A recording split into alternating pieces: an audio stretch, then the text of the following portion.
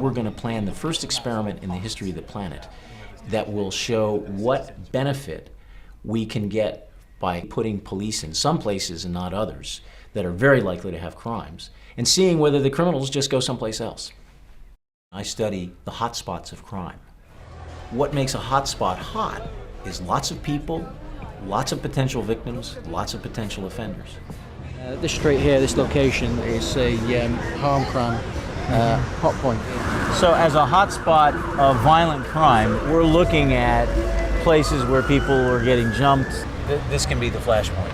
Yeah, this is probably one of the busiest locations in the city centre. Here we're standing out here in the rain and we're not alone. We've got lots of people out here.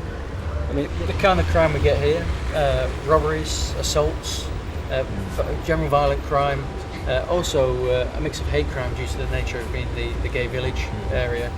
This is one of the locations where violent crime occurs regularly, and the resources to prevent it by having a patrol officer here at all times can't be provided. Would you be interested in knowing how much benefit you get from doubling or tripling the number of minutes a patrol officer is in this location? Yeah, I'd like to see the figures and see the results in that. Yeah, definitely. Most places in all cities that have ever been studied never have any crime. If we can lick crime in the hot spots, then we've got it licked altogether. The question is, how do we do that? And that's what I'm trying to figure out. So where are we now? The gay village, which is right in the centre of the city of Manchester. Where I was last night. The time is 4:48 in the morning. A group of individuals who are having an altercation with somebody under the influence of alcohol. Trying to keep this guy away from her, I think. That's right. Well, actually, that's a him. This is where they start the fight. Right. Okay. And he gives a right good right hook there. And then He in the long blonde hair, and the other he in the long blonde hair. There he goes. Yeah, just knocking him right down, pound on the waist. Well, it's a good thing they don't have guns. And if the only evidence is his testimony, it's going to be very hard to get a conviction on that. So it might have been better to prevent it in the first place. The police have done their job. And here comes the street cleaner. And tranquility. And the sun rises on another hotspot. Exactly. Which returns to peace, quiet, and birds chirping. If we had a patrol officer there, he could stop, his presence might stop a fight over here.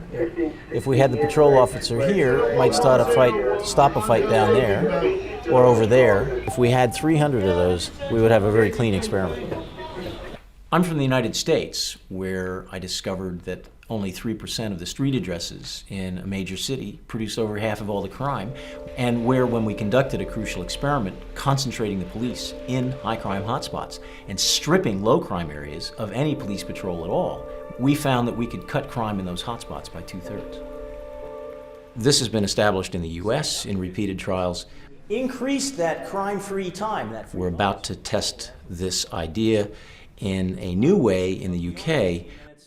What we think will make a hotspot cool is simply having a police officer in the middle spoiling the party for the offenders.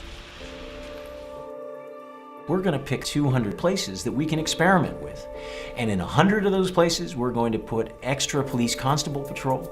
And 100 of them will get the same police service that they all have now. And then we'll see whether having one kind of policing or another makes a difference. The second question for the experiment is whether that crime is simply pushed around. Why don't criminals just go to another hotspot when the police are there? I discovered that often the offender is afraid of other offenders who may be in other hotspots. And for them to leave their turf could involve their running into somebody else's turf. And the criminals in that hotspot will attack them for invading that territory.